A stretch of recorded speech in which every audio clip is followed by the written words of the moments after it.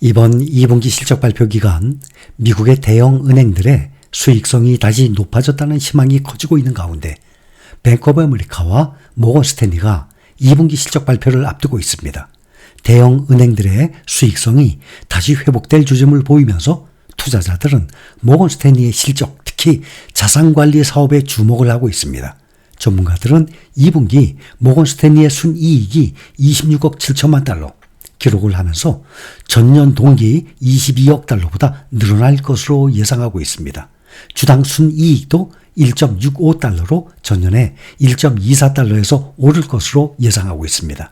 매출은 143억 달러로 전년 135억 달러보다 약 6% 정도 오를 것으로 내다보고 있습니다. 인공지능, 클라우드 서비스, 데이터 스토리지, 5G, 엣지 기술을 위한 포괄적인 IT 솔루션을 제공하는 슈퍼마이크로가 권위 있는 나스닥 100 지수에 편입되었습니다. 나스닥은 지난주 슈퍼마이크로 컴퓨터가 오는 22일 나스닥 100에 편입돼서 미국의 최대 약국체인 월그린스를 대체할 것이라고 발표했습니다. 슈퍼마이크로 컴퓨터는 인공지능 거대 기업 엔비디아와 일론 머스크의 AI 스타트업 등 초대형 고객을 보유한 서버 및 컴퓨터 인프라 회사입니다. 슈퍼마이크로의 주가 보면 올해 들어서 200% 이상 214% 폭등을 하면서 그동안 많이 올랐던 엔비디아 167%보다 또 ARM의 158%보다도 더 많이 올랐습니다.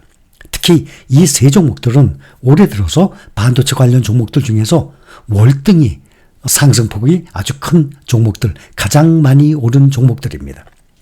구글의 모회사 알파벳이 클라우드 보안 서비스 업체 위즈 인수에 나서면서 빅테크 인수합병 M&A의 신호탄이 될 수 있다는 전망이 나왔습니다.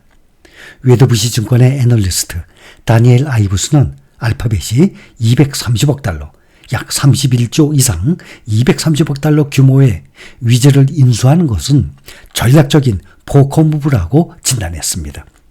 이는 구글이 2022년 보안 위협 인텔리전스 서비스를 제공하는 맨디언트를 54억 달러에 인수한 이후 최대 규모의 M&A 딜입니다. 아이브스는 11월 미국 대선에서 트럼프 전 대통령이 재집권할 경우 빅테크의 M&A 속도가 붙을 것이라면서 잠재적인 구글과 위즈의 거래는 2025년 빅테크의 대규모 M&A 사이클에서 빙산의 일각에 불과할 것이라고 전망했습니다. 위즈는 2020년에 설립된 사이버 보안 솔루션 업체입니다. 회사 가치는 지난 5월 기준 120억 달러로 평가됩니다. 올 초에는 10억 달러 규모의 투자를 조달하면서 유니콘으로 주목을 받았었습니다. 켄터 피츠제럴드 애널리스트 이프리는 알파벳의 230억 달러 입찰은 약 2개월 만에 위즈의 기업 가치를 거의 2배로 끌어올린 셈이라고 평가했습니다. 오펜하이머의 애널리스트 이타이 키드롱도 이번 인수를 통해서 알파벳이 클라우드 보안 분야 상위 10위권 업체로 자리매김할 것이라고 평가했습니다. 특히 이번 인수로 시장 통합이 가속화돼서 마이크로소프트와 아마존 등과 같은 경쟁 업체에도 영향을 미칠 것으로 내다보고 있습니다. 그는 알파벳의 위즈 인수는 단순히 주목할 만한 거래가 아니라 기술업계의 지속적인 진화의 중추적인 순간을 의미한다고 언급을 했습니다. 전문가들은 이번 인수가 향후 몇 년 동안 빅테크의 M&A가 더욱 활발해질 것임을 예고하는 신호탄이 될 수 있다고 강조했습니다. 역사적으로 보면 미국, 유럽, 이 주식시장은 10년 가운데 평균 7년 동안 상승해 왔습니다. 반면에 10년 가운데 3년은 수익률이 하락을 했죠.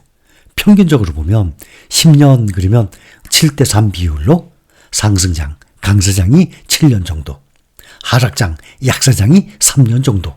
이건 역사예요. 하지만 장기적으로 보면 장기 투자가 당연히 크게 유리한 것입니다.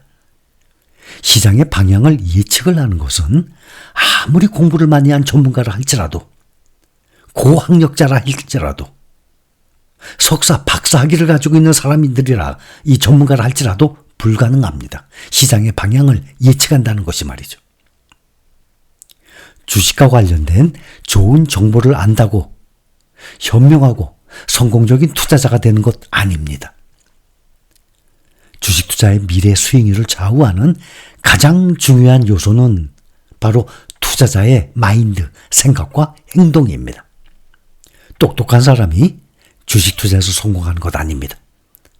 그렇다면 주식 투자로의 성공 여부는 성적순이 되어야 할 것 아니겠습니까? 주식 투자로 성공을 하려면 올바른 마인드와 생각과 행동이 필요하고 인내심이 필요한 것입니다. 한마디로 표현을 하자면 주식을 매수 후에 아무것도 하지 않는 것입니다. 우리가 지금 그렇게 하고 있어요. 주가가 하락을 하더라도 흔들리지 않고 꾸준히 주식을 매수해서 수량을 늘려나가는 전략. 그것도 분산 투자 방법으로 투자를 하면 그 자금이 평생 동안 나를 위해서 스스로 일을 하고 투자 운용 방식에 대해서 후회를 할 위험 요소 최소화할 수 있습니다. 자, 또 하나. 투자 금액. 여러분들 중에서 투자 금액을 댓글에 공개하신 분들도 계시고 투자 수익률만 공개하신 분들도 계세요. 만약에 여러분들이 투자 금액이 1억이 안 된다. 분발하셔야 합니다. 정말 저는 채찍질 해드리고 싶어요. 이거는 물리적인 힘의 채찍질이 아니에요. 마음의 채찍질이죠. 1억 이하라면 더구나 지금 20대예요. 그러면 괜찮아. 그러나 20대가 아니기 때문에 말씀드리는 거예요. 다른 사람들은 벌써 3억, 4억, 5억. 적어도 한 3억 정도는 돼야 일단 마음이 놓입니다. 왜냐하면 연평균 10%만 생각해 봅시다. 우리가 S&P 500, 나스닥 100, 필라델피아 반도체 이렇게 가장 베이스죠. 세 종목을 골고루 투자한다 그러면 연평균 한 15% 정도 나와요. S&P 500만 하는 게 아니잖아요. 연평균 15% 정도 나오거든요. 그런데 여러분들이 지금 투자하는 금액이 3억이라 그러면 딱 10%만 잡아도 3천만 원이죠. 연간 3천만 원. 내 수익을 올릴 수 있어요. 그러면 일단 생활하는 데는 지장이 없을 것 아닙니까? 거기다 또 국민연금 또 나오지 않습니까? 그래서 가장 기본이 되는 3억을 말씀을 드리는 거예요. 그러니까 3억이 될 때까지 최대한 노력하셔야 돼요. 먹고 싶어요? 참아요. 밥하고 김치만 드세요. 물에다가 밥 말아서 김치하고 김치찌개 질리면은 그 다음에 된장찌개 드세요. 또 된장찌개 질려요? 그럼 다른 찌개 또 드세요. 이런 마음으로 돈 모아야 돼요. 처음에 돈 모을 때요, 무서워야 돼요. 저는 경험 다 했어요. 그런 경험. 눈물 젖은 빵 제가 말씀 가끔 몇 번 드리죠. 눈물 젖은 빵을 먹어보면 돈 아까운 거 압니다. 지금은 돈 여유가 생겨도 과거에 그렇게 힘들게 살았기 때문에 저는 돈을 그렇게 쉽게 못 쓰겠어요. 또 명품 얼마 전에 나왔죠. 몇백만 원짜리 그 백 얼마의 원가? 8만 원이에요. 사람들 그런 기사 보고 난리 났습니다. 여러분들 중에 현재 투자 금액이 1억 이하다. 저는 여러분들께 그런 분들께는 마음의 채찍질을 해드리고 싶어요. 좀 더 절약생활 해야 돼. 남들보다 30분 더 일찍 일어나야 돼. 그리고 퇴근 30분 더 늦게 해야 돼. 남들보다 한두 시간 더 일해야 돼. 이런 마음으로 몇 년만 지난다 그러면 여러분들 스스로 어느 정도 자리를 잡을 수 있을 것입니다. 저는 우리 힐링 가족 여러분들이 모두 주식 투자도 마찬가지지만 성공적인 인생을 살았으면 하는 마음에 이렇게 말씀을 드리는 것입니다.